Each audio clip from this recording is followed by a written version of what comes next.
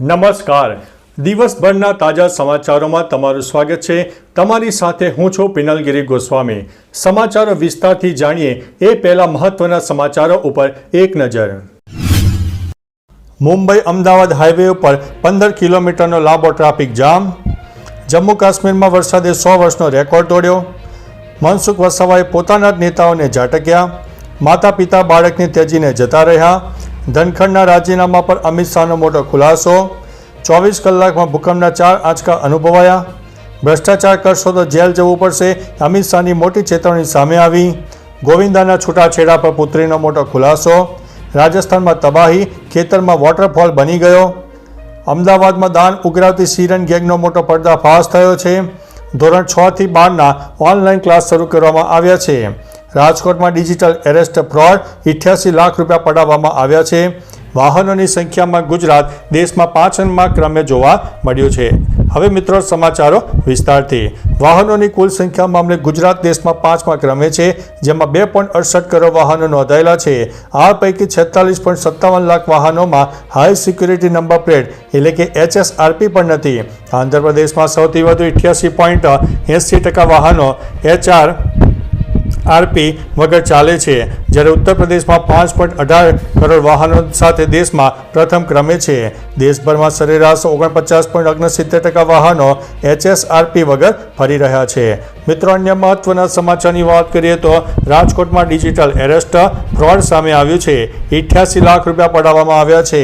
રાજકોટમાં સેશન કોર્ટના એક નિવૃત્ત ક્લાર્ક અને તેમની પત્ની સાયબર ફ્રોડનો ભોગ બન્યા છે. તેમને મની લોન્ડરિંગ કેસમાં ફસાવાની ધમકી આપીને 45 દિવસ સુધી ડિજિટલ એરેસ્ટમાં રાખવામાં આવ્યા.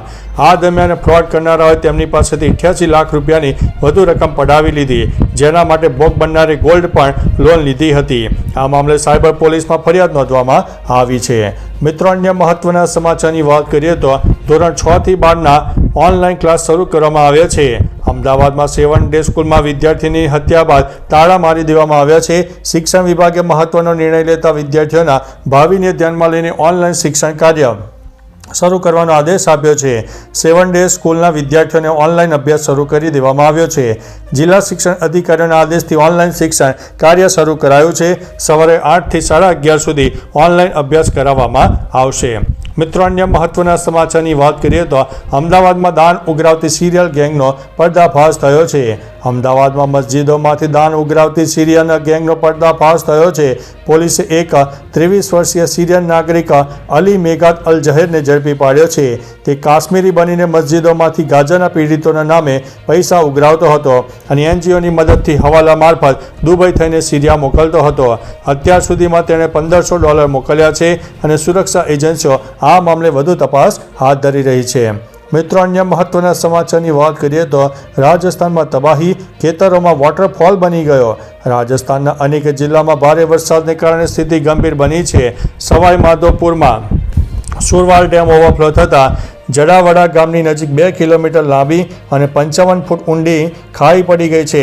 ખેતરોમાં પાણી ભરાતા 2 ઘરો, 2 દુકાનો અને 2 મંદિરો ધરાશાયી થયા. વિશેષજ્ઞોનું માનવું છે કે વરસાદ ચાલુ રહે તો સ્થિતિ વધુ ખરાબ થઈ શકે છે. મિત્રો, અન્ય મહત્વના સમાચારની વાત કરીએ તો ગોવિંદાના છૂટાછેડા પર પુત્રીનો મોટો ખુલાસો. બોલિવૂડ અભિનેતા ગોવિંદા અને સુનીતા આહુજાની છૂટાછેડાની અટકળો સામે પુત્રી ટીના આહુજાએ નિવેદન આપ્યું છે. ટીનાએ કહ્યું છે કે માતા પિતાના અલગ થવાના સમાચાર ફક્ત અફવા છે અને તેમાં ધ્યાન ન આપો. તેણે કહ્યું છે કે તે એક સારો પરિવાર ધરાવીને ખુશ છે અને મીડિયા, ફેન્સ અને શુભેચ્છકોના પ્રેમ માટે આભારી છે. અગાઉ ગોવિંદાના મેનેજર શશી સિન્હાએ પણ છૂટાછેડાની અટકળોને ફગાવીને અફવા ગણાવી હતી. મિત્રો, અન્ય મહત્વના સમાચારની વાત કરીએ તો ભ્રષ્ટાચાર કરશો તો જેલ જવું પડશે, અમિત શાહની મોટી ચેતવણી. ગૃહમંત્રી અમિત શાહે ભ્રષ્ટાચારના આરોપોનો સામનો કરી રહેલા નેતાઓને સ્પષ્ટ ચેતવણી આપી છે. તેમણે કહ્યું છે કે જો તમે ભ્રષ્ટાચારમાં ડૂબેલા હશો તો તમારી ધરપકડ કરવામાં આવશે, તમારે જેલ પણ જવું પડશે અને પદ ઉપરથી રાજીનામું પણ આપવું પડશે. જોકે તેમણે ઉમેર્યું કે બાદમાં જામીન મળ્યા પછી તમે ફરીથી પદાભાર સંભાળી શકો છો. મિત્રો, અન્ય મહત્વના સમાચારની વાત કરીએ તો 24 કલાકમાં ભૂકંપના 4 આંચકા અનુભવાયા. તાલાલા વિસ્તારમાં છેલ્લા 24 કલાકમાં ભૂકંપના 4 આંચકા અનુભવાયા છે, જેના કારણે લોકોમાં દહેશતનો માહોલ જોવા મળ્યો છે. સવારે 7 વાગ્યાની આસપાસ 2.6ની તીવ્રતાનો આંચકો, સવારે 8:13 1.3ની તીવ્રતાનો આંચકો બીજો અને સવારે 9:21 1.7ની તીવ્રતાનો આંચકો આવ્યો હતો. ઉપરાંત પરમ દિવસે પણ રાત્રે 8:07 1.8ની તીવ્રતાનો ભૂકંપનો આંચકો નોંધાયો છે. તમામ આંચકાઓનું કેન્દ્રબિંદુ તાલાલાથી આશરે 12 કિલોમીટર દૂર નોંધવામાં આવ્યું છે. મિત્રો, અન્ય મહત્વના સમાચારની વાત કરીએ તો ધનખડના રાજીનામા પર અમિત શાહનો ખુલાસો. ગૃહમંત્રી અમિત શાહે રાષ્ટ્રપતિ ઉપરાષ્ટ્રપતિ જગદીપ ધનખડના રાજીનામા પર વિરોધ પક્ષના સવાલોનો જવાબ આપ્યો છે. તેમણે જણાવ્યું છે કે ધનખડે વ્યક્તિગત સ્વાસ્થ્ય સમસ્યાને કારણે રાજીનામું આપ્યું છે. શાહે વિપક્ષના ગુમ થયાના આરોપોને ફગાવી દીધા છે અને કહ્યું છે કે તેમણે બંધારણીય પદ પર રહીને સારું કામ કર્યું છે. મિત્રો, અન્ય મહત્વના સમાચારની વાત કરીએ તો માતા પિતા બાળકને ત્યજીને જતા રહ્યા. નિકોલમાં એક ચોંકાવનારો કિસ્સો સામે આવ્યો છે. નિકોલના પાવર હાઉસ વિસ્તારમાં રહેતા દંપતીએ સિવિલ હોસ્પિટલમાં જન્મેલા પોતાના 4 દિવસના બાળકને કાચની પેટીમાં છોડી દીધું. હોસ્પિટલમાં સારવાર દરમિયાન બાળકનું મૃત્યુ થયું છે.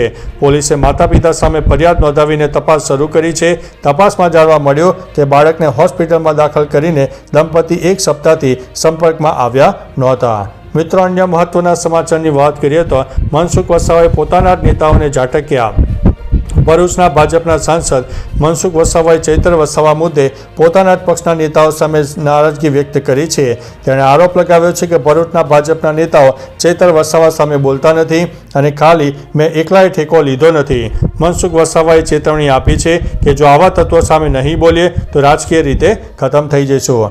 મિત્રો, અન્ય મહત્વના સમાચારની વાત કરીએ તો જમ્મુ કાશ્મીરમાં વરસાદે 100 વર્ષનો રેકોર્ડ તોડી નાખ્યો છે. જમ્મુ કાશ્મીરમાં 24 કલાકમાં ભારે વરસાદ નોંધાયો. સવારે 8:30 સુધીમાં 190.4 મિલીમીટર વરસાદ થયો, જે ઓગસ્ટ મહિનામાં છેલ્લા 100 વર્ષમાં બીજો સૌથી વધુ વરસાદ છે. અગાઉ 5 ઓગસ્ટ 1926માં સૌથી વધુ 228.6 મિલીમીટર વરસાદ પડ્યો છે. જમ્મુ શહેરમાં નદી નાળા છલકાઈ ગયા છે. રસ્તાઓ પાણીમાં ગરકાવ થયા અને અનેક ઘરોમાં પાણી ફરી વળ્યું. ડઝનથી વધુ વાહનો તણાઈ ગયા. ત્યારે 27 ઓગસ્ટ સુધીમાં ભારેથી અતિભારે વરસાદની હજુ પણ આગાહી વ્યક્ત કરવામાં આવી છે. મિત્રો, અન્ય મહત્વના સમાચારની વાત કરીએ તો મુંબઈ અમદાવાદ હાઈવે પર 15 કિલોમીટરનો લાંબો ટ્રાફિક જામ જોવા મળ્યો. મુંબઈ અમદાવાદ હાઈવે પર સતત ત્રીજા દિવસે 15 કિલોમીટર લાંબો ટ્રાફિક જામ સર્જાયો, જેના કારણે વાહન ચાલકો 5 કલાકથી વધુ ફસાયેલા હતા. આ ટ્રાફિક જામનું મુખ્ય કારણ જાંબુવા બ્રિજ પર પડેલા મોટા ખાડા અને સાંકડો રસ્તો છે. વાહન ચાલકોનો રોષ છે કે સરકાર ટોલ ટેક્સ વસૂલ કરે છે પરંતુ સારા રસ્તા આપતી નથી. તો ચાલો મિત્રો, ફરીથી દેશ અને દુનિયાના સુપરફાસ્ટ સમાચાર લઈને મળતા રહીશો. ત્યાં સુધી અમને રજા આપશો. નમસ્તે.